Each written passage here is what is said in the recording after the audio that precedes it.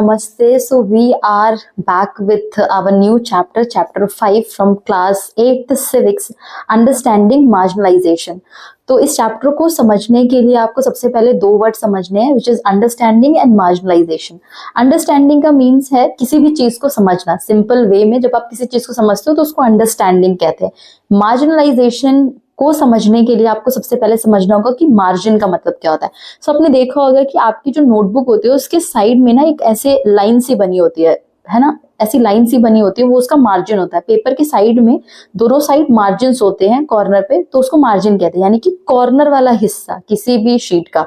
Same ऐसा हमारी society में भी होता है. सोसाइटी में जो लोग सबसे पिछड़े हुए होते हैं, जिनके पास रिसोर्सेज नहीं है, जो लोग अपॉर्चुनिटीज को ग्रैब नहीं कर पा रहे हैं, जिनके पास जॉब की अपॉर्चुनिटी नहीं है, जिनके पास कहीं पे पार्टिसिपेट करने की अपॉर्चुनिटी नहीं है, जो बहुत गरीब हैं, जिनके पास रिसोर्सेज नहीं है, तो वो लोग क्या है, वो हमारी सोसाइटी के मार्जिन पे हैं, सबसे पिछड़े एरिया पे हैं, सबसे कॉर्नर के एरिया पे. तो उसको हम बोलते हैं मार्जिन. मार्जिनलाइजेशन क्या है? मार्जिनलाइजेशन जो है एक प्रोसेस है जिसमें आप किसी पर्टिकुलर पर्सन को, किसी इंडिविजुअल को, किसी कम्युनिटी को धीरे धीरे धीरे करके मेन सोसाइटी से उसको कॉर्नर पे भेजते हो. मेन सोसाइटी क्या है? जहां पे सभी के पास रिसोर्सेज है, सभी के पास पैसा है, सभी के पास अपॉर्चुनिटीज है, सबके पास राइट्स है.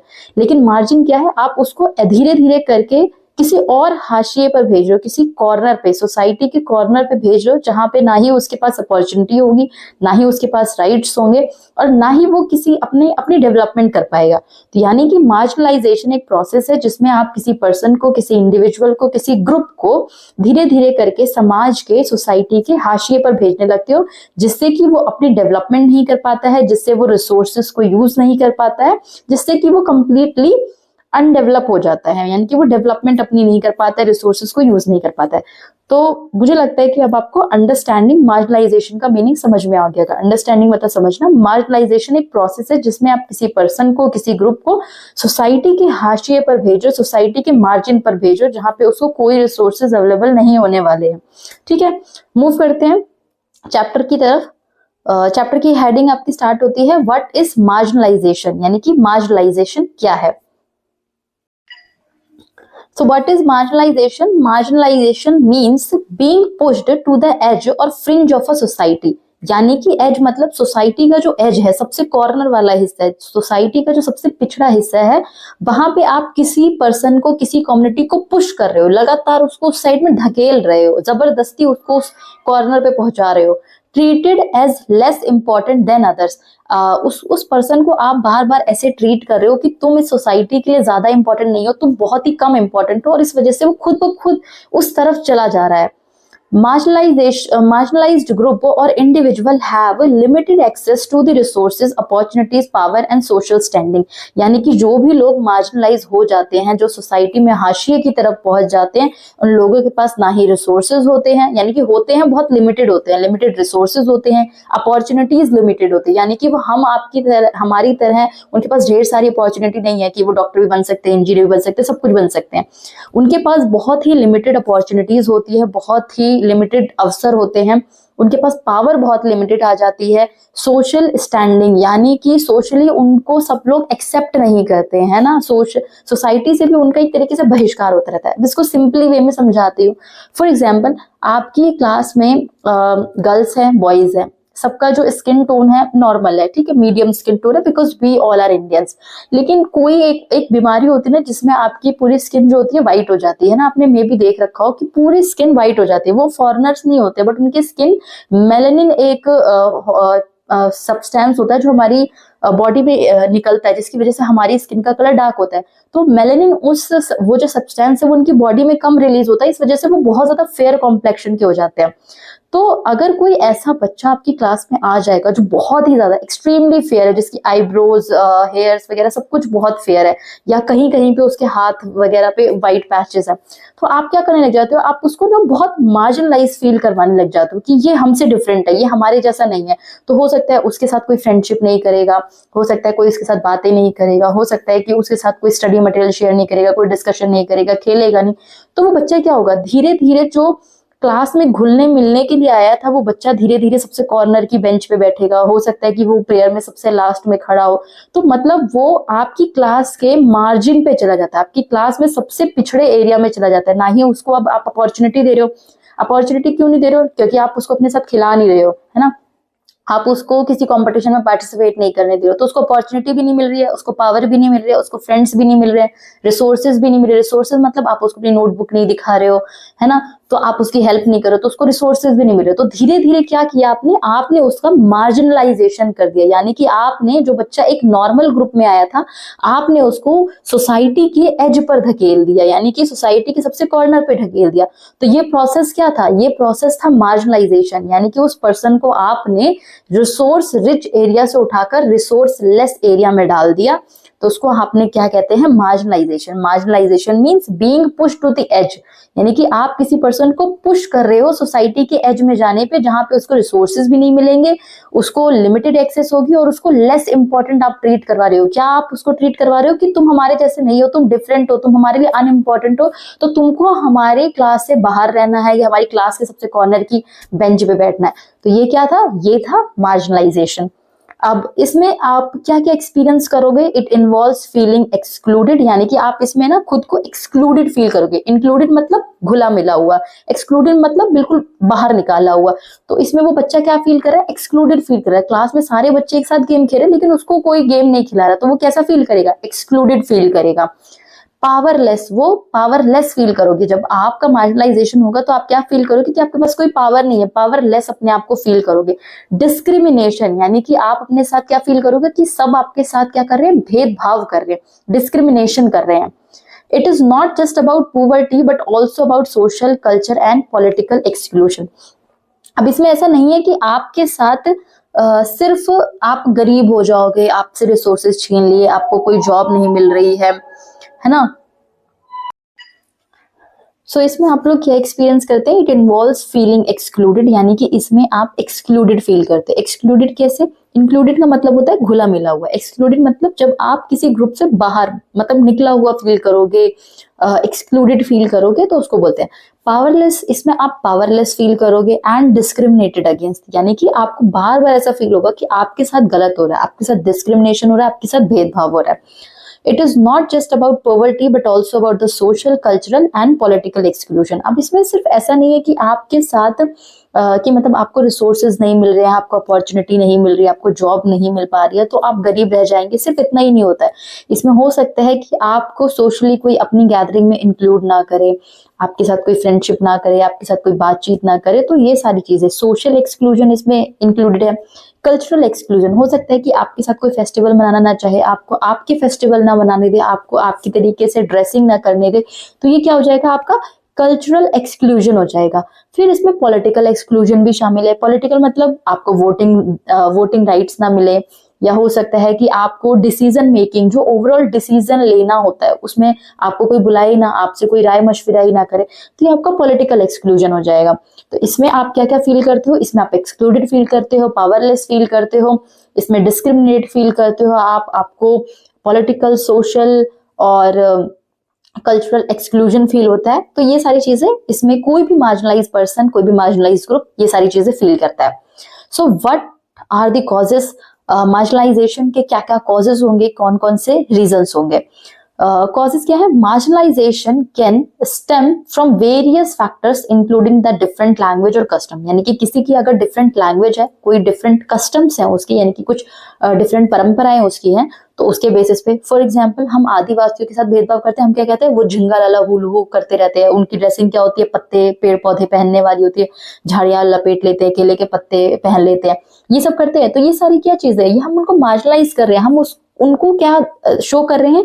कि वो हमसे डिफरेंट है, वो हमसे अलग है। तो कस्टम के बेसिस पे हो सकता है, लैंग्वेज के बेसिस पे हो सकता है कि कोई संस्कृत बोलता है, आप सारे के सारे लोग इंग्लिश बोलने वाले हैं, कोई पर्सन आगे जिसको सिर्फ संस्कृत आती है, तो हो सकता है ना कि आप उसका मार्जिनलाइजेशन करने लगे, आप उसका मजाक उड़ाने लगे, आप उसको अपने से अलग कर दे, उसके साथ बातें ना करें। तो ये क्या है? मार्जिनलाइजेशन करना है। तो लैंग्वेज के बेसिस पे, कस्टम के बेसिस पे, belonging to a different religion group, यानी कि आप रिलीजन के बेसिस पे भी हो सकता है कि आप सारे के सारे हिंदू धर्म के हो, कोई क्रिश्चियन धर्म का आ जाए, कोई मुस्लिम धर्म का आ जाए, तो आप उसका मार्जिनलाइजेशन कर दोगे। बीइंग पुअर, मान लो आप किसी एक बहुत ही ऐसे स्कूल में गए हो जहाँ पे सिर्फ रिच क्लास के बच्चे आते हैं, मतलब बहुत हाई फाई बच्चे आते हैं, तो वहां पे अगर कोई गरीबी कोटा से कोई बच्चा एडमिशन ले लेता है, कोई पुअर बच्चा एडमिशन ले लेता है, तो उसका भी मार्जिनलाइजेशन हो सकता है on the basis of their standard के बेसिस पे, पुअर होने की वजह से उसका मार्जिनलाइजेशन हो सकता है। लो सोशल स्टेटस, यानी कि कोई कोई बहुत ही निचली कास्ट का है, कोई बहुत ही पिछड़ी जाति का है, तो उसका जाति के बेस पे, कास्ट के बेसिस पे भी क्या हो सकता है, उसका मार्जिनलाइजेशन हो सकता है। और कॉम्बिनेशन ऑफ दीज फैक्टर्स, और हो सकता है कि इनमें से कोई एक रीजन के बेसिस पे उसका मार्जिनलाइजेशन हो, या हो सकता है इनके कॉम्बिनेशन, यानी कि हो सकता है कि रिलीजन और कलर के बेसिस पे हो रहा है, कास्ट और रिलीजन के बेसिस पे हो रहा है, तो मतलब मिक्स करके इनमें से एक रीजन की वजह से भी मार्जिनलाइजेशन हो सकता है, और 2-3 रीजन को मिलाकर भी मार्जिनलाइजेशन हो सकता है। ठीक है, इतना समझ में आया? तो चलो समझते हैं हु आर द मार्जिनलाइज्ड, यानी कि मार्जिनलाइज्ड पर्सन एक्चुअल में है कौन कौन। और इस चैप्टर में जिन 2 लोगों के बारे में डिस्कशन किया गया है, हम अभी उन्हीं मार्जिनलाइज्ड लोगों के बारे में बात करेंगे। बाकी मार्जिनलाइज्ड ग्रुप्स तो बहुत सारे हैं, मार्जिनलाइज्ड लोग बहुत सारे हैं। So focus on the chapter. The chapter primarily focus on the 2 major groups. 2 major groups की इन्होंने बात करी है इस चैप्टर में। एक है आदिवासी, ट्राइबल कम्युनिटीज, इंडिजीनियस पीपल। अब आदिवासी लोगों को ही आप इंडिजीनियस पीपल भी कहते हैं, यानी कि मूलभूत निवासी, किसी जगह के ऐसे लोग जो बहुत ही सालों से उस जगह पे रहते आ रहे हैं, बहुत पुराने टाइम से रहते हुए आ रहे हैं, उनको बोलते हैं इंडिजीनियस पीपल, जो उस जगह के मूलभूत निवासी हैं। या ट्राइबल कम्युनिटीज, जो जंगलों में रहने वाले ट्राइबल ग्रुप्स होते हैं, उनको हम आदिवासी कहते हैं। दूसरा ग्रुप कौन सा होगा हमारा? Minority communities. माइनॉरिटी और मेजॉरिटी का डिफरेंस आई एम श्योर आपको पता होगा। मेजॉरिटी मतलब जो लोग नंबर्स में ज्यादा हैं उनको मेजॉरिटी बोलते हैं। माइनॉरिटी का मतलब जो लोग नंबर्स में कम है उनको माइनॉरिटीज बोलते हैं। फॉर एग्जाम्पल, अगर आपकी क्लास में 30 बच्चे हैं और 30 बच्चों में से 10 बच्चे जो हैं वो लड़कियां हैं, फीमेल हैं, और बाकी के 20 बच्चे जो हैं वो बॉयज हैं, तो माइनॉरिटीज कौन से हो गए? कम वाले को हम क्या बोलेंगे? माइनॉरिटीज, यानी कि गर्ल्स जो है वो माइनॉरिटीज हो गई। बॉयज क्योंकि वो नंबर्स में ज्यादा है, तो 20 है, तो वो क्या हो गए? वो मेजॉरिटी हो गए। ऐसे ही सोसाइटी में होता है। ये रिलीजन के बेसिस पे, अगर कोई धर्म बहुत ज्यादा लोग फॉलो करते हैं तो वो क्या हो गया? मेजॉरिटी रिलीजन हो गया। कोई धर्म बहुत कम लोग फॉलो कर रहे हैं तो क्या हो गया? माइनॉरिटी रिलीजन हो गया। समझ में आ गया? तो minority communities, specifically Muslims using the Sachar committee report. तो इस चैप्टर में हम किसके बारे में पढ़ने वाले हैं? रिलीजन के बेसिस पे जो माइनॉरिटीज है, यानी कि मुस्लिम, मेनली हम मुस्लिम कम्युनिटी की बात करेंगे। वैसे बुद्धिस्ट हो गए, सिख हो गए, क्रिश्चियन हो गए, ये सब लोग भी माइनॉरिटीज में आते हैं, क्योंकि अगर हम हिंदू लोगों से कंपैरिजन करें तो ये सारे के सारे लोग हिंदू लोगों से कम है। हिंदू लोगों की संख्या या नंबर्स जो है वो ज्यादा है, बाकी जो रिलीजियस ग्रुप है उनके नंबर्स कम है। तो इस चैप्टर में हम ट्राइबल्स के बारे में पढ़ने वाले हैं और माइनॉरिटी कम्युनिटीज के बारे में पढ़ेंगे। ठीक है, आदिवासी एंड मार्जिनलाइजेशन। तो अभी हम पढ़ेंगे क्या कि आदिवासी कौन लोग होते हैं और उनका मार्जिनलाइजेशन किस तरीके से हो रहा है। Who are Adivasis literally means original inhabitant. आदि मतलब होता है पुराना, वासी मतलब होता है किसी जगह पे रहने वाला, यानी कि ऐसे लोग जो ओरिजिनली किसी जगह पे बहुत सालों से रह रहे हैं उनको बोलते हैं हम Adivasi, original inhabitant. Community is deeply connected to forest, traditional live in on near forest. अब ये लोग जो होते हैं मेनली आपको फॉरेस्ट में रहते हुए मिलेंगे, जंगलों से इनका बहुत ज्यादा लगाव होता है, हमेशा ये जंगलों से बहुत ज्यादा कनेक्टेड होते हैं, फॉरेस्ट से बहुत ज्यादा कनेक्टेड होते हैं। ये फॉरेस्ट में रहते हैं या फॉरेस्ट एरिया के आसपास रहते हैं। Not a homogeneous group, over 500 different Adivasi groups lived in India. तो ऐसा नहीं है कि आदिवासी का कोई एक ही ग्रुप है, बहुत ही ज्यादा वेराइटीज है इसमें, बहुत ही ज्यादा इनकी भी अलग अलग कम्युनिटीज हैं, तो अलग अलग टाइप के आदिवासी ग्रुप हैं। लगभग 500 से ज्यादा जो है डिफरेंट ग्रुप इंडिया में आदिवासी लोगों के रह रहे हैं। Often have distinct language region. अब रीजन वाइज जैसे हम लोगों की लैंग्वेज अलग अलग है ना, हरियाणा में अलग है, महाराष्ट्र में अलग है, सब लोगों की लैंग्वेज अलग है। सेम ऐसे आदिवासी ग्रुप में भी जैसे जैसे आप रीजन, अलग अलग रीजन में जाओगे, कि उत्तर प्रदेश के जो आदिवासी लोग हैं, मध्य प्रदेश के ट्राइबल कम्युनिटीज हैं, इन सबकी लैंग्वेज में आपको वेरिएशन दिखेगा। तो इनकी भी लैंग्वेज में बहुत ज्यादा डिस्टिंक्शंस हैं, यानी कि बहुत ज्यादा वैरायटी की लैंग्वेज है। रिलीजन्स, वर्शिप ऑफ एंसेस्टर, ये यूजुअली अपने जो पूर्वज होते हैं, एंसेस्टर्स होते हैं, उनकी पूजा करते हैं। विलेज, नेचुरल स्पिरिट, यानी कि ये अपने गांव की, जो गांव में जो होते हैं देवता जो होते हैं पुराने, उनकी पूजा करते हुए दिखते हैं। स्पिरिट्स की पूजा करते हैं। कल्चरल प्रैक्टिसेस होती है इनकी, बहुत सारी अपनी परंपराएं होती हैं, उनको ये प्रैक्टिस करते हैं।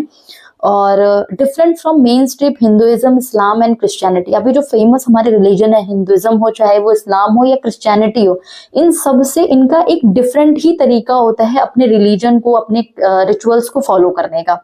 ठीक है, 8% of India population is Adivasi. Total India की जितनी पॉपुलेशन है उनमें से 8% यानी कि 8% लोग जो हैं वो आदिवासी हैं। And important mining and industrial centres located near Adivasi area, Jamshedpur, Rourkela, Bokaro, Bhilai. अब जितने भी माइनिंग एरिया, माइनिंग क्या होता है, जब हम रिसोर्सेज निकालते हैं, जैसे कि कोयला हो गया, आयरन हो गया, स्टील हो गया, ये सारा ऐसे नहीं मिल रहा है, ये सारा जमीन से खुदाई होती है, वहां से हम ये सारे रिसोर्सेज निकालते हैं। तो ये सारी चीजें हमें कहाँ से मिलती है, जंगलों से मिलती हैं। और ये जंगल के एरिया में कौन रहते हैं, हमारे ट्राइबल पॉपुलेशन यानी कि आदिवासी लोग रहते हैं। तो मेनली जितने भी जो इंडस्ट्रियल सेक्टर है, इंडस्ट्रियल मतलब जहां पे भी बड़ी बड़ी इंडस्ट्रीज लगी हुई हैं, जैसे जमशेदपुर, राउरकेला, बोकारो, भिलाई, ये सब उड़ीसा और झारखंड के एरिया हैं। यहीं पे ट्राइबल पॉपुलेशन रहती है, यहीं पे सबसे ज्यादा जंगल भी रहे हैं, और उन जंगलों को काट करके यहीं पर सबसे ज्यादा इंडस्ट्रीज लगाई गई हैं सिचुएटेड। अब जैसे जब इंडस्ट्री लगाई जाती है, जब माइनिंग होती है, तो खुदाई करने के लिए सबसे पहले जंगलों को साफ किया जाता है, जंगलों को काटा जाता है, जंगल को हटाया जाता है। फिर वहां से जंगल को हटाते हैं तो आदिवासी लोगों को भी हटाना पड़ता है, तो आदिवासी लोगों को भी हटाया जाता है, और फिर वहां से माइनिंग की जाती है, स्टील, आयरन, ये सारी चीजें बनाई जाती है। तो इस वजह से जो ट्राइबल पॉपुलेशन है, डेवलपमेंट एक्टिविटीज की वजह से, यानी कि जब ये सारी चीजें की जाती है, डेवलपमेंट की जाती है, तो सबसे ज्यादा जो खतरा होता है वो किसको होता है, सबसे ज्यादा जो झेलना पड़ता है वो किसको, हमारी ट्राइबल पॉपुलेशन को प्रॉब्लम फेस करनी पड़ती है। Situated in many Chhattisgarh, mainly जो आपको ट्राइबल पॉपुलेशन मिलेगी वो कहाँ पे मिलेगी, छत्तीसगढ़ में, झारखंड में, मध्य प्रदेश में, ओडिशा में, गुजरात में, महाराष्ट्र, राजस्थान, आंध्र प्रदेश, WB का मतलब है वेस्ट बंगाल, फिर अरुणाचल प्रदेश, मणिपुर, मेघालय, नागालैंड, सिक्किम और त्रिपुरा। तो यहाँ पे हमारे जो है मेनली आदिवासी ग्रुप है। तो मुझे उम्मीद है कि आप लोग को आदिवासी का मतलब समझ में आ गया। आदिवासी मतलब ओरिजिनल इनहेबिटेंट। इनमें बहुत सारा कल्चरल वेरिएशन है, अलग अलग ग्रुप्स हैं, इनमें भी बहुत सारे अलग अलग तरह की लैंग्वेज बोलने वाले हैं। ये अपने एंसेस्टर्स की पूजा करते हैं, जंगलों की, पहाड़ों की, नदियों की, इन सब की पूजा करते हैं। ये सारे 8% टोटल इंडिया की जो पॉपुलेशन है उसका 8% जो है आदिवासी पॉपुलेशन है। मेनली जो इंडस्ट्रियल एरियाज जो है, आदिवासी जो लोग थे वो जंगलों में रहते थे, जंगलों को साफ किया गया है, वहां से मिनरल्स निकालने के लिए माइनिंग एक्टिविटी हुई है, और माइनिंग एक्टिविटी की वजह से आज वहां पे सबसे बड़े बड़े इंडस्ट्रियल हब हैं, यानी कि सबसे बड़े जो इंडस्ट्रीज वगैरह है वो उन्हीं के एरिया में लगाई गई हैं। मेनली ये इन सारे स्टेट्स में रहते हैं, मैंने स्टेट्स के नाम बता दिए हैं। ठीक है, मुझे उम्मीद है इतनी समझ में आ गया होगा। अब हु आर दी आदिवासी, हमने समझ लिया था कि आदिवासी कौन होते हैं। ये अपने एंसेस्टर यानी कि जो अपने पूर्वज होते हैं उनकी पूजा करते हैं, विलेज की, नेचुरल स्पिरिट की। नेचुरल स्पिरिट मतलब जो प्राकृतिक आत्माएं वगैरह जो थी, इन सब की पूजा करते हैं। और ये जो क्रिश्चियनिटी धर्म है, बुद्धिस्ट धर्म है, इन सबसे बहुत ज्यादा इन्फ्लुएंस हुए। बाद में काफी सारे आदिवासियों ने क्रिश्चियन धर्म को अपनाया भी। अब आदिवासी में मेन स्टीरियोटाइप क्या होता है, स्टीरियोटाइप का मतलब होता है जब हम किसी चीज को लेके अपनी पहले से मेंटेलिटी सेट कर देते कि अरे ये तो ऐसा ही होगा, मतलब उसको बिना अच्छे से जाने, बिना अच्छे से समझे हम क्या सोच लेते हैं कि ये तो ऐसा ही होगा। फॉर एग्जाम्पल, हम में से कोई भी मतलब आप हो सकता है मेनली आप लोग फॉरेन गए हो, मैं फॉरेन नहीं गई हूँ, तो मेरी स्टीरियोटाइपिंग क्या हो सकती है कि अच्छा यूएसए में सब लोग बहुत शॉर्ट ड्रेसेस पहन के घूमते होंगे। मैं कभी गई नहीं हूँ, मैंने मेनली मूवीज वगैरह में देखा है, लेकिन मेरी क्या है, एक सोच है, पहले से एक धारणा बनी हुई है कि वहां पे सब लोग शॉर्ट ड्रेसेस पहनते होंगे। तो ये क्या है, ये मेरा स्टीरियोटाइप है, ये मैंने अपने आप से अपनी धारणा बना रखी है, पूर्वाग्रह जिसे कहते हैं ना। तो स्टीरियोटाइपिंग क्या है, आदिवासी लोगों को भी लेके लोगों की कुछ धारणाएं बनी हुई है। हम में से बहुत सारे लोग आदिवासी लोगों से कभी मिले नहीं है, ट्राइबल पॉपुलेशन के साथ रहे नहीं है, फिर भी हम क्या कहते हैं कि अरे ये तो फूल पत्ते, मीट शिकार करते हैं, ऐसी चीजें खाते हैं, इस तरह से केले के पत्ते लगा के पहन के घूमते हैं, इस तरह का डांस करते हैं। तो ये सारा क्या है, ये हमारा उन लोगों को लेके स्टीरियोटाइप है। ऑफन पोर्ट्रेड इन अ स्टीरियोटिपिकल वे एक्सोटिक, यानी कि हम उनको क्या मानते हैं कि बहुत ज्यादा वियर्ड होते हैं। प्रिमिटिव मतलब बहुत ज्यादा पुराने होते हैं, ये बैकवर्ड, पिछड़े हुए होते हैं। रेजिस्टेंस टू चेंज, ये अपने अंदर कोई चेंज नहीं लाना चाहते हैं। कलरफुल कॉस्ट्यूम्स, इनके कपड़े जो होते हैं ना बहुत रंगीले चमकीले से होते हैं। हेड गियर, ये अपने सर के ऊपर ना वो कुछ हेड से हेड गियर सा पहन के रखते हैं, और ये यूजुअली डांस करते हुए रहते हैं, जिसको हम कहते हैं झिंगा लला करते रहते हैं। तो इस तरीके का डांस करते रहते हैं। Such stereotypes lead to discrimination and misunderstanding, और इसी की वजह से होता है मार्जिनलाइजेशन। फॉर एग्जाम्पल, अगर आपको पता चल जाए आप, मुझे लगता है कि आप में से इतने सारे लोग तो मानते होंगे कि आदिवासी सुनते ही आपके मन में ये सारी चीजें आती होगी कि किसी ने बहुत ऐसा हेड गियर पहन रखा होगा, केले के पत्ते लगा रखे होंगे, झिंगा लला डांस कर रहा होगा, हड्डियों की माला पहन रखी होगी, यही हम सोचते हैं। अब मान लो कोई एक बच्ची है जो शेड्यूल्ड ट्राइब से बिलोंग करती है, यानी कि वो मेल एक आदिवासी बच्ची है, वो हमारे स्कूल में आ रही है, तो हम क्या करेंगे उसके सामने, हम भी ये उससे पूछेंगे क्वेश्चन कि क्या तुम भी सिर्फ यही कपड़े पहनती हो, या क्या तुम भी मीट खाती हो, क्या तुम भी शिकार करती हो, है ना। हो सकता है कि उस तक की लाइफ में कभी ये सारी चीजें देखी भी ना हो, बट फिर भी हमारा क्या स्टीरियोटाइप है उसको लेके कि ये भी ऐसी ही है क्योंकि ये इस कम्युनिटी से आती है। तो इन सारी चीजों की वजह से, हमारी पूर्व धारणाओं की वजह से क्या होता है, हम किसी पर्सन का मार्जिनलाइजेशन कर देते हैं जो उस कम्युनिटी से बिलोंग करता है। ठीक है, समझ में आया इतना।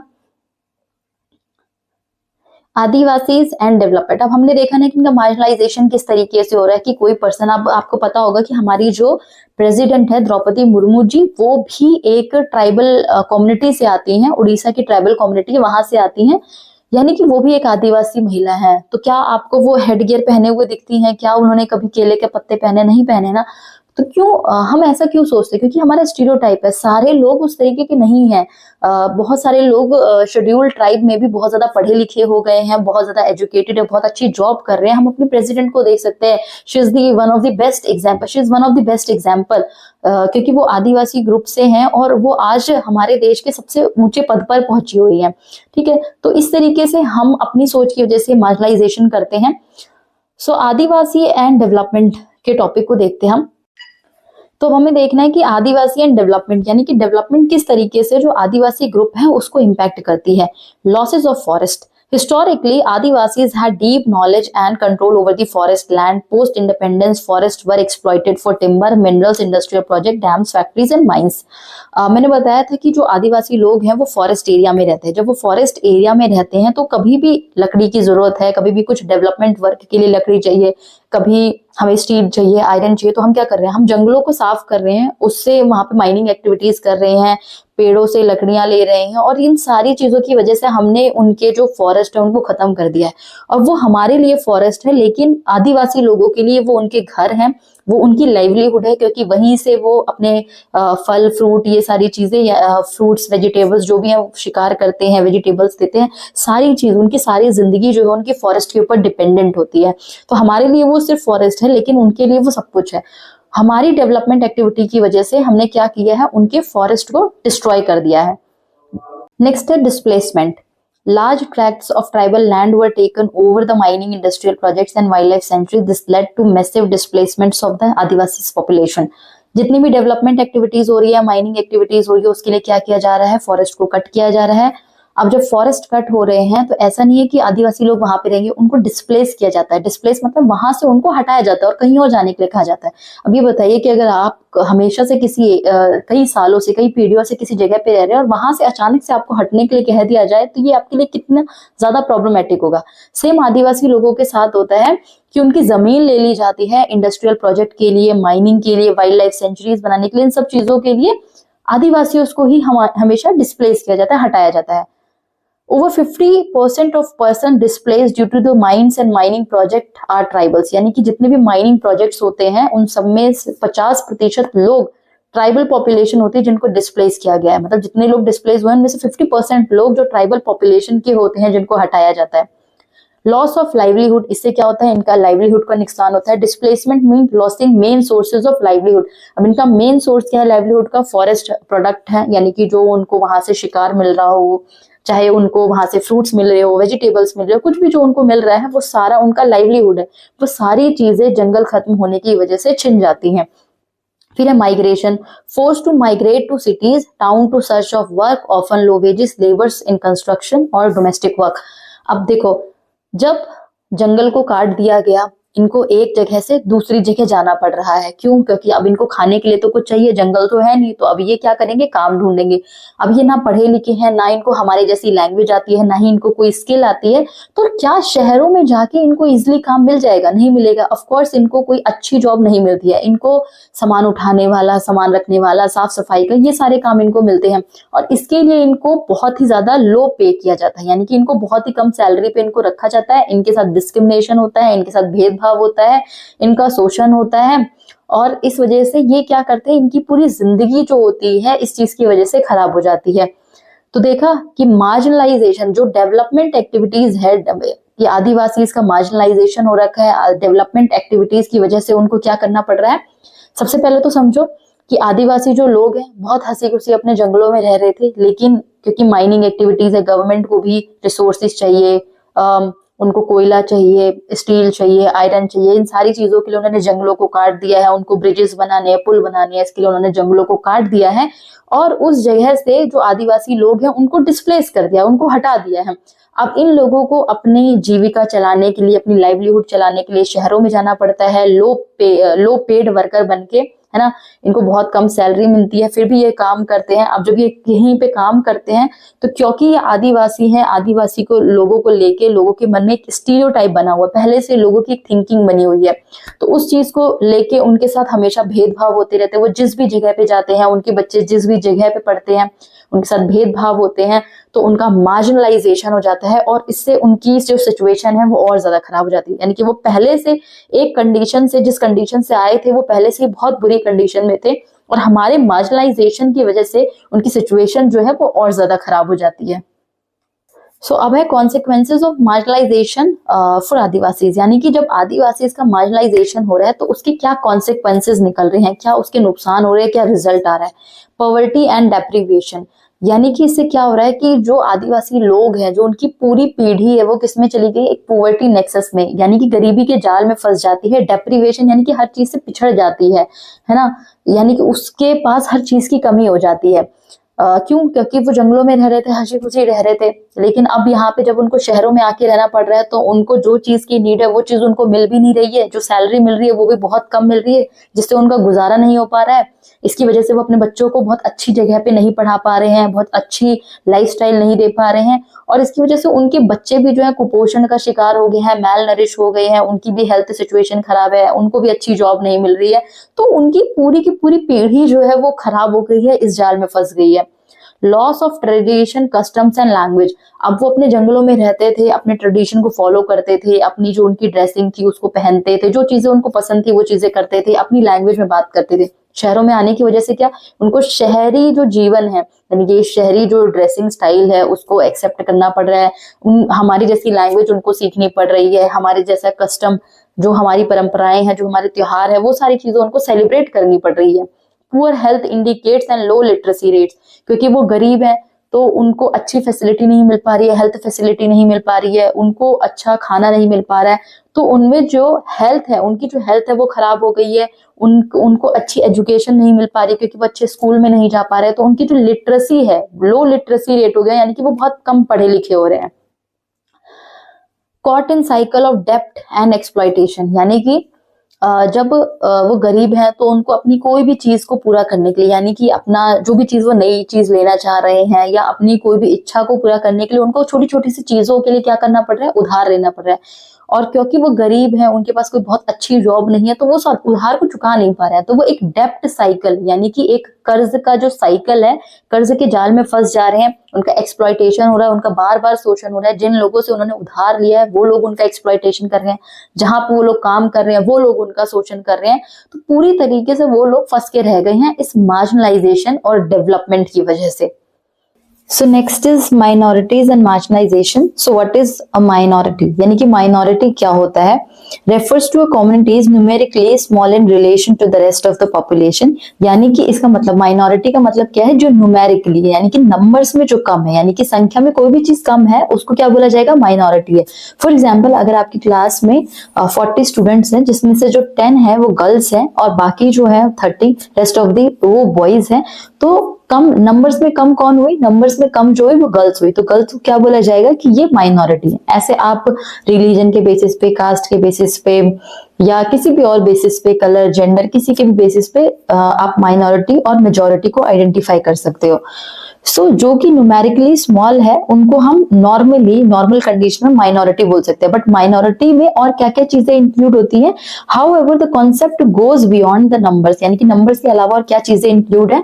It involves issues of powers, access to resources and decision making, यानी कि माइनॉरिटी उन भी लोगों को बोला जाता है जिनके पास पावर का इशू, यानी कि लेस पावर है उनके पास, उनको बहुत ज्यादा डिसीजन मेकिंग प्रोसेस में इंक्लूड नहीं किया जाता है। अगर गवर्नमेंट कोई लॉ बना रही है या कोई भी ऐसी चीज जिसपे डिसीजन लेने की जरूरत है, तो अगर उस कम्युनिटी को इंक्लूड नहीं किया जा रहा है, उसका कोई रोल नहीं है किसी भी डिसीजन मेकिंग में, लॉ बनाने में, तो उसको हम क्या कह सकते हैं, उसको हम माइनॉरिटी कह सकते हैं। अगर उस कम्युनिटी के पास रिसोर्सेज नहीं है, पावर नहीं है, डिसीजन मेकिंग पावर नहीं है, तो उसको हम किस चीज में इंक्लूड करेंगे कि ये माइनॉरिटी है। The Constitution recognize the vulnerability of minorities and provide safeguard। तो Constitution इनकी जो ये चीज है, यानी कि जो अक्षमता है, क्योंकि इनको रिसोर्सेस नहीं मिल पा रहे हैं, क्योंकि इनके पास पावर नहीं है, क्योंकि इनको बहुत ज्यादा स्ट्रांग नहीं है सोसाइटी में, तो कॉन्स्टिट्यूशन दरअसल इनकी ये मजबूरी को, इनकी कमजोरियों को समझता है, और इस वजह से इसने क्या कर रखा है, कॉन्स्टिट्यूशन ने इनको एक सेफ गार्ड, एक प्रोटेक्शन प्रोवाइड किया हुआ है through the articles, through the fundamental rights, through the any other law, यानी कि अलग अलग तरीके से कॉन्स्टिट्यूशन इनको क्या काम कर रहा है, सेफ गार्ड करने का काम कर रहा है।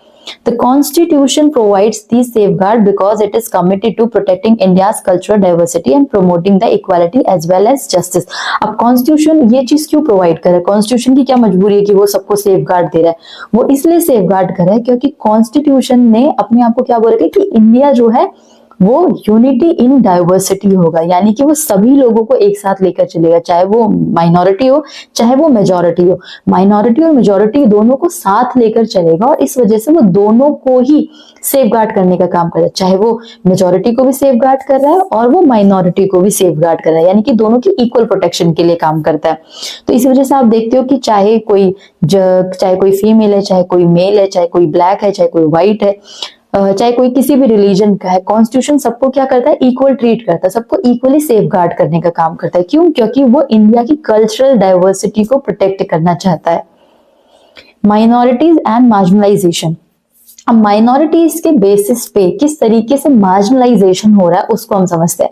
मुस्लिम्स, इसमें माइनॉरिटी में कौन से ग्रुप को लिया गया, मेनली मुस्लिम ग्रुप को लिया गया है, क्योंकि वैसे तो आपको बहुत सारे तरह के माइनॉरिटीज दिख जाएंगे, जैसे क्रिश्चियन है वो भी माइनॉरिटी, क्योंकि वो भी नंबर्स में कम है, सिख है वो भी कम है, तो इस वजह से वो भी माइनॉरिटीज में इंक्लूड होंगे। लेकिन अभी आपके चैप्टर में किसको इंक्लूड किया गया, मुस्लिम्स को किया गया, तो हम उसी को देखेंगे।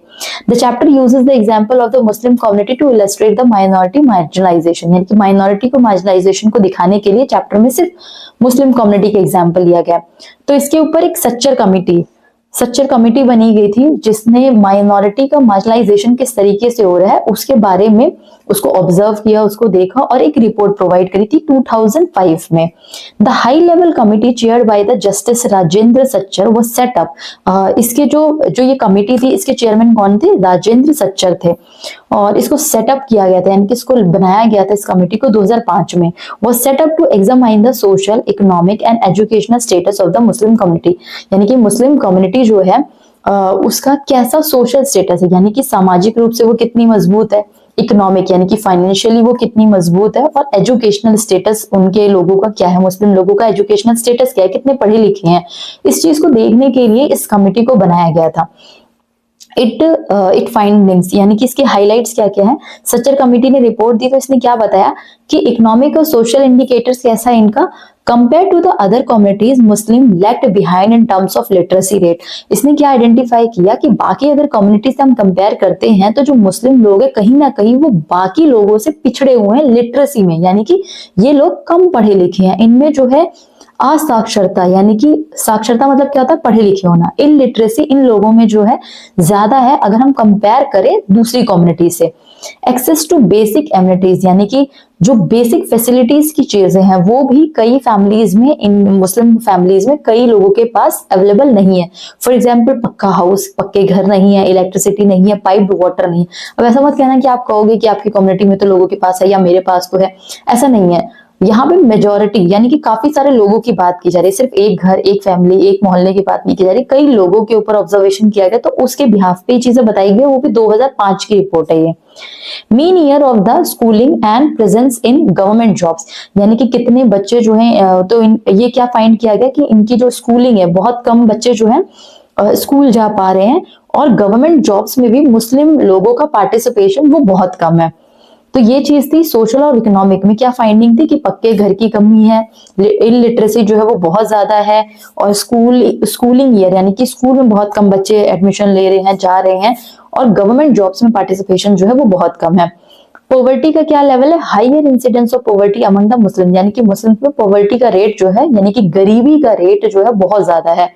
Access to credit, lower access to bank credit, यानी कि बैंक तक पहुंच। तो मुस्लिम कम्युनिटी में आप क्या देखोगे कि मुस्लिम कम्युनिटी के बहुत कम ही लोग जो है बैंक तक पहुंच पा रहे। बैंक पहुंचने का मतलब ये नहीं है कि उनके पास गाड़ी नहीं है या पैसे नहीं है इस वजह से वो नहीं पहुंच पा रहे। इसका मतलब क्या है कि उनके पास हो सकता है उतना पैसा नहीं है कि वो बैंक में जाके उसको डिपॉजिट करवाएं, या उतनी नॉलेज नहीं है, क्योंकि हमने देखा कि इनके पास लिटरेसी की कमी हो रही है। तो लिटरेसी नहीं है तो लोग क्या करते हैं, अगर वो पढ़े लिखे नहीं है तो वो बैंक जैसी चीजों से बहुत दूरी बना के रखते हैं। वो आसपास में, पड़ोस में, या अपने रिश्तेदारों में उधार वगैरह मांग लेते हैं बजाय बैंक जाने से। ठीक है, तो बैंक ये लोग कम रहे हैं। Lower access to bank credit, यानी कि बैंक के लोन तक इनकी जो पहुंच है वो बहुत ज्यादा कम है। प्रैक्टिस एंड कस्टम्स, अब इनकी जो कुछ प्रैक्टिस होती हैं, यानी कि कुछ परंपराएं होती हैं, कुछ उनका पहनावा होता है, वो थोड़ा सा हमसे डिफरेंट है, जिसकी वजह से क्या होता है, ये मेन स्ट्रीम से यानी कि जो नॉर्मल लोग हैं उनसे अलग हो जाते हैं। कैसे अलग हो जाते हैं? फॉर एग्जाम्पल, अगर कोई लड़की है जिसने बुर्का पहन रखा, बुर्का मतलब वो जो ब्लैक कलर की ड्रेस होती है, अगर वो पहन रखी है तो उसको अलग से आइडेंटिफाई किया जा सकता है कि ये मुस्लिम गर्ल है, और इस बेसिस पे इनके साथ कई बार जो होता है भेदभाव होता है, जिसी को हम कह सकते हैं मार्जिनलाइजेशन। क्यों? क्योंकि अगर भेदभाव होगा तो उस पर्सन को बिल्कुल अलग अलग रखा जाएगा, उसको अपनी कम्युनिटी में शामिल नहीं होने दिया जाएगा, उसके साथ हो सकता है खाना पीना ना खाया जाए, हो सकता है उसके साथ अलग गलत ट्रीटमेंट किया जाए। तो इसकी वजह से क्या होता है, उनका मार्जिनलाइजेशन हो जाता है, विच इज कंप्लीटली रॉन्ग। फिर सचर कमेटी ने और क्या बताया कि रीजंस क्या है। ये सारी तो प्रॉब्लम थी जो हमने आइडेंटिफाई करी है, या ऑब्जर्वेशन थी जो हमने आइडेंटिफाई करी है, बट इसके जो रीजंस है वो क्या है? Lack of access to education and government jobs, यानी कि इन लोगों का एजुकेशन बहुत कम है, ये एक रीजन है। दूसरा, गवर्नमेंट जॉब्स में पार्टिसिपेशन भी नहीं है, क्योंकि गवर्नमेंट जॉब में पार्टिसिपेशन नहीं है तो ये और पिछड़ जा रहे हैं। अगर आपके पास अच्छी जॉब होती तभी तो आप आगे अपने बच्चों को पढ़ा पाओगे, अगर आपके पास नहीं है तो आप आगे की जो जनरेशन है उसको कैसे पढ़ा पाओगे? तो ये क्या है कि एक तो एजुकेशन नहीं है, एजुकेशन की वजह से इनको गवर्नमेंट जॉब नहीं मिल रही, और क्योंकि जॉब नहीं है, अच्छी जॉब नहीं है, तो इस वजह से क्या हो पा रहा है, आगे की जनरेशन में भी एजुकेशन जो है वो ठीक से नहीं मिल पा रही है। डिस्क्रिमिनेशन, इनके साथ हमेशा भेदभाव होता रहता है। सोशियो इकोनॉमिक बैकवर्डनेस, यानी कि सामाजिक पिछड़ापन है, यह बहुत पिछड़ जाते हैं अपने आसपास के एरिया के लोगों से। फीलिंग्स ऑफ इनसिक्योरिटी, इनके मन में, इनके अंदर हमेशा इनसिक्योरिटी की फीलिंग है, यानी कि ये हमेशा डरा हुआ महसूस करते हैं अपने आसपास के लोगों से। इन्हें हमेशा खतरा सा महसूस होता है कि आसपास के लोग इन्हें बहुत सेफ फील नहीं करवाते हैं। तो इसकी वजह से कॉन्सेप्ट है घेटोइजेशन, यानी कि घेटोइजेशन होता है। घेटोइजेशन का मीनिंग क्या है कि जब हम किसी रीजन की वजह से डरते हैं, अपने साथ के लोगों में रहने की, यानी कि किसी भी रीजन की वजह से हम डर रहे हैं, और उसकी वजह से हम क्या कर रहे हैं, अपने ही जैसे लोगों के साथ रहना पसंद करते हैं। कोई मुस्लिम, मान लो कोई भी कम्युनिटी है, मतलब हिंदू कम्युनिटी के लोग हैं, या मैं हूं, मैं जैसे फॉर एग्जाम्पल, इसको फॉरगेट इट, मान लो कोई बच्चा है, ठीक है, वो राजस्थान से बिलोंग करता है, लेकिन वो साउथ में चला गया, साउथ के स्टेट फॉर एग्जांपल तमिलनाडु में चला गया। अब तमिलनाडु में ना उसको ना उनकी लैंग्वेज आ रही है, ना ही वो उन लोगों को जानता है, तो वो बहुत अजीब सा फील करेगा। अब जब उसको अचानक से अपनी यूनिवर्सिटी में कोई नॉर्थ इंडिया का कोई नॉर्थ इंडिया का लड़का मिल जाता है या लड़की मिल जाती है, तो उसके साथ एक कनेक्टेड फील करेगा, वो उसको अपने जैसा फील करवाएगा, उसके साथ रहना पसंद करेगा। फिर ऐसे ही वो 2-3 और लोग ढूंढेगा जो उसके ही आसपास के एरिया से बिलोंग करते हो, जो उसकी जैसी लैंग्वेज बोलते हो, उसके जैसा ड्रेसअप रखते हो, जो उसके जैसे हो। तो अपने ही जैसे लोगों के साथ रहने में वो सेफ फील करता है, एक अच्छा फील करता है, और इस वजह से वो अपने साथ के लोगों के साथ रहने लग जाता है। तो इसी प्रोसेस को बोलते हैं घेटोइजेशन। घेटोइजेशन का मीनिंग क्या हुआ? The tendency for members of a particular group, यानी कि कोई एक पर्टिकुलर ग्रुप है जो किसी एक सेम एरिया में रहते हैं। किस वजह से रह रहे हैं वो? क्योंकि उनकी एक सेम आइडेंटिटी है, वो एक सेम एरिया से बिलोंग कर सकते हैं, हो सकता है वो सेम तरह के कपड़े पहनते हो, सेम तरह की लैंग्वेज बोलते हो, सेम रिलीजन के हो, कोई भी रीजन हो सकता है। और क्या होता है, एक सेंस ऑफ फियर, यानी कि वो डर की वजह से भी एक साथ रहते हैं, क्योंकि उनको डर है कि वो अगर अलग अलग रहेंगे तो उनको बाकी लोग परेशान करेंगे, तो इस वजह से भी वो साथ में रहते हैं। हॉस्टिलिटी एंड डिस्क्रिमिनेशन एक्सपीरियंस, यानी कि उन्होंने कई बार कई जगह पे भेदभाव भी फील किया होता है, फेस किया होता है, और इस वजह से इन सब चीजों से बचने के लिए भी वो एक साथ एक ग्रुप में रहते हैं। इसको बोलते हैं हम घेटोइजेशन। जब आप फियर की वजह से अपनी ही कम्युनिटी के लोगों में साथ में रहते हो ताकि आप सेफ फील कर सको, इसको बोलते हैं ghettoization. Muslim customs and practices are sometimes quite distinct from what is seen as the mainstream. कई बार मेन स्ट्रीम की जो कस्टम्स है, यानी कि मेन स्ट्रीम मतलब मेजोरिटी के लोगों का क्या रिलीजन है, मेजोरिटी के लोगों का कस्टम किस तरीके का, उनकी लैंग्वेज कैसी, जब आप इनसे अलग हो जाते हो, मेजोरिटी से अलग हो जाते हो, तो आपका मार्जिनलाइजेशन होने लग जाता है। और ये सेम प्रॉब्लम आई थी मुस्लिम कम्युनिटी के साथ, आई है, मतलब अभी भी ये प्रॉब्लम फेस करते हैं वो लोग। These become ways to identify all Muslims, क्योंकि अब उनके कपड़े अलग हो जाते हैं कहीं ना कहीं तरीके से, बियर्ड रखने का स्टाइल डिफरेंट हो जाता है, या पूजा करने का स्टाइल जो है वो डिफरेंट होता है।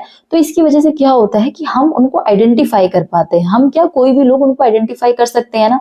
अगर मान लो मैं तिलक लगा रही हूँ तो मुझे भी कोई आइडेंटिफाई कर सकता है कि मैं हिंदू हूँ। अगर मैं कलावा बांध रही हूँ तो मुझे भी कोई आइडेंटिफाई कर सकता है मैं हिंदू हूँ।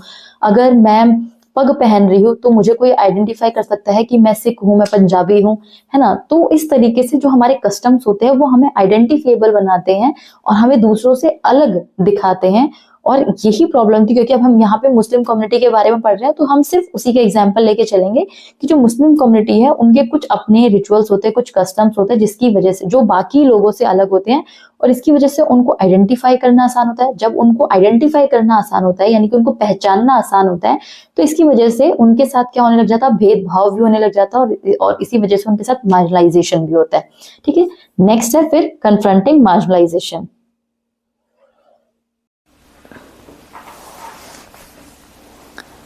सो now we are on confronting marginalization. I am really sorry for the delay, क्योंकि मुझे ये स्लाइड बहुत ही अलग से रिकॉर्ड करनी पड़ रही है।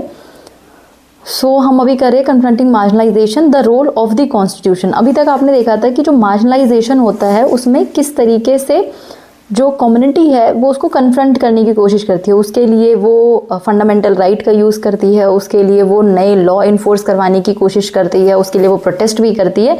तो अभी हम कौन से वाले पार्ट को पढ़ेंगे, कॉन्स्टिट्यूशन वाले पार्ट में फंडामेंटल राइट्स वाले पार्ट को, कि वो किस तरीके से फंडामेंटल राइट का यूज़ करते हैं अपने मार्जिनलाइजेशन को ख़त्म करने के लिए। The role of the constitution provide safeguard to protect the marginalize community. हमें पता है मार्जिनलाइज कम्युनिटी जो होती है उसके लिए पहले से कॉन्स्टिट्यूशन में ऐसे प्रोविजन डाले गए थे ताकि इन कम्युनिटीज़ के साथ कभी भी भेदभाव ना हो। हमारे कॉन्स्टिट्यूशन ने बहुत ही पहले से ये चीज़ें इंश्योर कर रखी थी कि कभी भी किसी के साथ किस तरह का भेदभाव नहीं होने चाहिए। तो guaranteeing fundamental rights to all the citizen including right to equality. तो हमारे कॉन्स्टिट्यूशन में क्या है, राइट टू इक्वालिटी है अंडर आर्टिकल 14 to 18, यानी कि अनुच्छेद आर्टिकल 14 से 18 आपको क्या कहता है कि सभी के पास राइट टू इक्वालिटी होगी, समानता का अधिकार होगा। विच प्रोहिबिटेड्स डिस्क्रिमिनेशन, जो किस चीज़ को प्रोहिबिट कर रहा है, किस चीज़ को खत्म कर रहा है, डिस्क्रिमिनेशन को, यानी कि भेदभाव को। फिर आता है आपका राइट अगेंस्ट एक्सप्लॉयटेशन।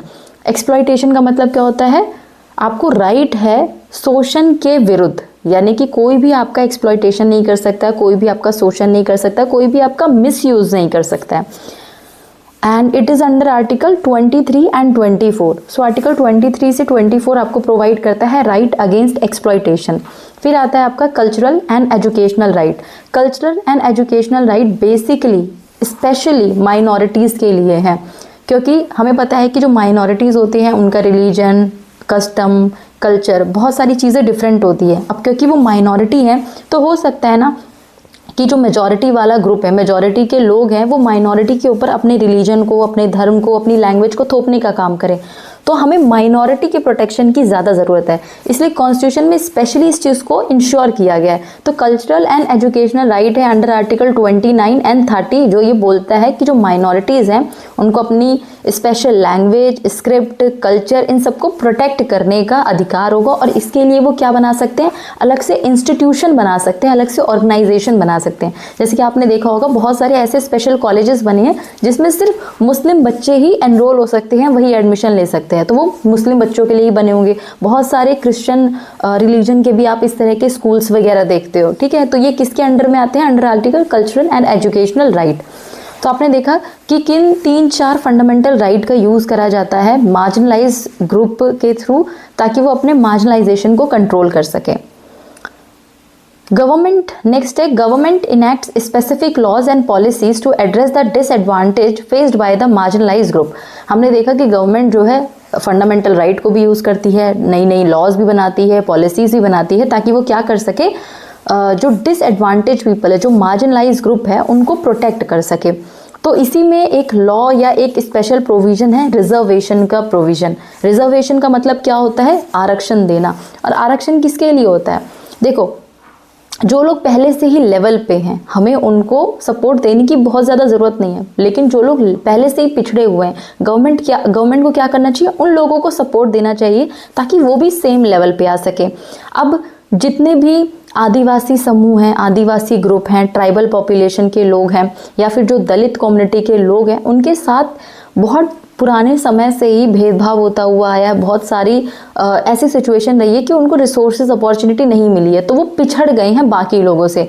तो एक बच्चा जो कि दिल्ली में रह रहा है, जिसके पास सारी की सारी फैसिलिटी है, वो अच्छे से एजुकेशन ले पाएगा, या वो बच्चा जो किसी जंगल में रह रहा है, किसी ट्राइब में रह रहा है, या फिर जो एक दलित समूह का बच्चा है जिसको स्कूल में भी जाने नहीं दिया जा रहा, जिसको कोई ढंग से एजुकेशन भी नहीं दे रहा, ऑफ कोर्स दिल्ली वाला बच्चा जल्दी से जॉब ले पाएगा, जल्दी से अपना करियर सेट कर पाएगा। तो गवर्नमेंट को इस गवर्नमेंट जॉब में किसको सपोर्ट देने की ज़्यादा ज़रूरत है, ऐसे बच्चे को जिसका लेवल पहले से ही पिछड़ा हुआ है। तो एक लेवल, सेम लेवल प्रोवाइड करने के लिए गवर्नमेंट क्या करती है, ये रिजर्वेशन की पॉलिसी लाई है। रिजर्वेशन में गवर्नमेंट क्या करती है कि जो मार्किंग, जो क्राइटेरिया है, मान लो एक बच्चा है जनरल कैटेगरी का, यानी कि अपर कास्ट का, तो उसके अगर आ रहे हैं 90%, तब उसका उस किसी कॉलेज में एडमिशन होगा। लेकिन एक बच्चा जो SC ST ग्रुप का है, उसके अगर क्राइटेरिया सेट कर दिया है कि अगर उसके 70% आ रहे हैं तो भी उसका एडमिशन हो जाएगा। अब इसके लिए 70% का क्राइटेरिया है कॉलेज में एडमिशन लेने का, और इसके लिए 90% का क्राइटेरिया है। तो ये क्राइटेरिया क्यों रखा गया है, ये क्राइटेरिया इसलिए रखा गया है क्योंकि इनको पता है कि इनके लिए 90% नंबर लाना उतना ही मुश्किल है जितना कि जो SC ST का बच्चा है उसके लिए 60% नंबर लाना है। तो दोनों के लिए क्या किया गया है, एक लेवल प्लेइंग फील्ड बना दी गई है ताकि दोनों अपॉर्चुनिटी का इक्वली यूज कर पाए। तो समझ में आया रिजर्वेशन पॉलिसी क्यों लाई है। तो रिजर्वेशन लाया गया है SC के लिए, यानी कि शेड्यूल कास्ट के लिए। शेड्यूल कास्ट कौन से होती है, हमारी जो दलित समूह के जो लोग हैं, दलित ग्रुप के, यानी कि जो पिछड़े हुए, पिछड़ी जाति के लोग हैं। ST कौन होते हैं, शेड्यूल ट्राइब होते हैं, जो जंगलों में रह रही हैं, ठीक है। और आदिवासी जिनको आप बोलते हैं। OBC कौन होती है, अदर बैकवर्ड क्लासेस, यानी कि जो बाकी पिछड़ी हुई जातियां हैं उनको OBCs में डाला जाता है, और माइनॉरिटीज भी इसी में आते हैं। Specific schemes for the minority welfare, इसके अलावा गवर्नमेंट और क्या करती है, जो माइनॉरिटीज ग्रुप है उनके लिए स्पेशल स्कीम बनाती है, वेलफेयर स्कीम बनाती है, जैसे कि जिसमें वो कई बार माइनॉरिटी ग्रुप को पैसे भी प्रोवाइड करती है ताकि उनकी फाइनेंशियल हेल्प हो सके। Laws protecting tribal land rights like the forest right act 2006, अब लॉज भी बनाए गए हैं ऐसे जिसमें फॉरेस्ट राइट एक्ट 2006 आता है। और फॉरेस्ट राइट एक्ट क्या कहता है कि जो भी लोग ट्राइब में रह रहे, मतलब जो भी लोग जंगलों में रह रहे हैं, जो भी ट्राइब जंगलों में रह रही है, उनका भी राइट होगा जहाँ पे वो रह रहे हैं, ठीक है। और क्योंकि क्या होता है कि ट्राइबल पॉपुलेशन कई सालों से, कई पीढ़ियों से जंगलों में रहती है, लेकिन फिर भी उनके पास प्रॉपर्टी राइट नहीं होते। प्रॉपर्टी राइट क्यों नहीं होते, क्योंकि उनके पास प्रॉपर्टी के पेपर्स नहीं होते, और जंगल में रहने वाले लोगों के पास प्रॉपर्टी पेपर्स हो भी नहीं सकते हैं। तो गवर्नमेंट उनको उनका असली मालिक मानती ही नहीं थी उस लैंड का, तो इस वजह से उनका क्या होता था, एक्सप्लॉयटेशन होता था, शोषण होता था, उनको जब मर्जी कोई भी जंगल से निकाल देता था। तो इसको इंश्योर करने के लिए कि अगर वो 3-4 पीढ़ियों से रहते हुए आ रहे तो उनका भी एक राइट हो जाता है उनके जंगल पर, तो इसलिए ये एक्ट लाया गया, फॉरेस्ट राइट एक्ट 2006। नेक्स्ट है assertion by marginalized group. Marginalized communities themselves actively challenge their exclusion and discrimination by asserting their rights, organizing movement and demanding justice. तो अगर marginalized group के साथ कोई भी भेदभाव हो रहा है तो ऐसा तो है नहीं कि वो उसको पैसिवली सुनते रहेंगे, सहते रहेंगे, उसके अगेंस्ट में वो आवाज़ उठाते हैं और वो क्या क्या चीज़ करते हैं, उसको एक्टिवली चैलेंज करते हैं, उसका विरोध करते हैं। जो भी उनके साथ डिस्क्रिमिनेशन होता है तो उसके लिए वो अपने फंडामेंटल राइट्स की भी डिमांड करते हैं, उसके लिए वो नई नई ऑर्गेनाइजेशन भी बनाते हैं, नए मूवमेंट बनाते हैं, मूवमेंट मतलब आंदोलन करते हैं और जस्टिस की डिमांड करते हैं। तो इस तरीके से मार्जिनलाइज ग्रुप अपने मार्जिनलाइजेशन को ख़त्म करने की कोशिश करते हैं। हमने कौन कौन से मेजर तरीके देखे हैं, मार्जिनलाइज ग्रुप किन किन चीज़ों से, किन किन तरीकों से इसको ख़त्म करने की कोशिश करते हैं। सबसे पहले फंडामेंटल राइट्स के थ्रू, जो कॉन्स्टिट्यूशन में हमें दिया गया है। दूसरा, वो गवर्नमेंट को नए लॉज, नई पॉलिसीज़ अडॉप्ट करने के लिए कहते हैं। और तीसरा क्या है कि वो एक्टिवली चैलेंज करते रहते हैं इस चीज़ को, उसके लिए वो प्रोटेस्ट करते हैं, उसके लिए वो डिमांड करते हैं जस्टिस की, कोर्ट में जाते हैं, मूवमेंट करते हैं, ऑर्गेनाइजेशन बनाते हैं। ठीक है, फिर है लास्ट में conclusion. Marginalization is a complex phenomena with certain groups are systematically disadvantage. Marginalization ऐसा नहीं है नेचुरल है, ये एक सिस्टमेटिक फिनोमेना है जो हम कर रहे हैं, क्योंकि हमारे मन में पहले से ही कुछ स्टीरियोटाइप्स बने होते हैं, कुछ प्रेजुडाइज रहते हैं कि ये कम्युनिटी जो है ये ऐसी है, ये कम्युनिटी ऐसी है, इसके साथ हमें ऐसे ट्रीट करना चाहिए। हमारी एक पर्टिकुलर इमेज बनी होती है और उस इमेज के बेसिस पे हम पर्टिकुलर इमेज बनी होती है और उस इमेज के बेसिस पे हम उनके साथ भेदभाव करने लग जाते हैं। तो इससे क्या होता है कि वो जो ट्राइब थी या वो जो कम्युनिटी थी वो धीरे धीरे सोसाइटी से पिछड़ती चली जाती है। तो ये कैसा फिनोमेना है, एक सिस्टमेटिक फिनोमेना है जो कि अपने आप नहीं होता है, जिसको सिस्टमेटिक तरीके से लोग ही करते हैं, हम जैसे लोग ही करते हैं। Economic factors and historical processes, इसके लिए क्या चीज़ें जिम्मेदार हो सकती है, उसके इकोनॉमिक फैक्टर्स भी हो सकते हैं, हमारा सोशल माइंडसेट भी हो सकता है और कुछ हिस्टोरिकल रीजन भी हो सकते हैं। Understanding this process particularly concerning adivasis and minorities like the Muslims is vital. The Indian constitution provides a framework to combat marginalization, ensure justice and equality for all the citizen. तो हमें पता है marginalisation होता है, लेकिन इसके बावजूद भी हमारा जो इंडियन कॉन्स्टिट्यूशन है इस चीज़ को इंश्योर करने की कोशिश करता है, इस चीज़ को कम्प्लीटली ट्राई करने की कोशिश करता है कि कभी भी किसी के साथ किसी भी तरीके का मार्जिनलाइजेशन ना हो, किसी भी तरीके का डिस्क्रिमिनेशन ना हो। ठीक है, और सभी सिटीजन्स है उनको इक्वालिटी प्रोवाइड करता है। So this was all about your chapter marginalisation. I hope आपको ये चैप्टर समझ में आया होगा। बीच में थोड़ी सी दिक्कत हुई है मुझे इसको रिकॉर्डिंग करने में, बट नो वरीज, हमने ये चैप्टर कंप्लीट कर लिया। कोई भी डाउट हो तो कमेंट सेक्शन में पूछ लेना। इस चैप्टर इसका जो नेक्स्ट चैप्टर है चैप्टर 6, उसकी वीडियो ऑलरेडी पोस्टेड है, तो आप उसको वहाँ से कंटिन्यू कर सकते हो, ताकि अगर आप ये दोनों चैप्टर साथ में पढ़ते हो यानी कि 5 और 6, तो आपको कम्प्लीटली अच्छे से समझ में आएगा। Thank you so much all. अगर आपको वीडियो अच्छी लगी तो अपने फ्रेंड्स को शेयर कर सकते हो। थैंक यू सो मच, मिलते हैं नेक्स्ट वीडियो में, बाय।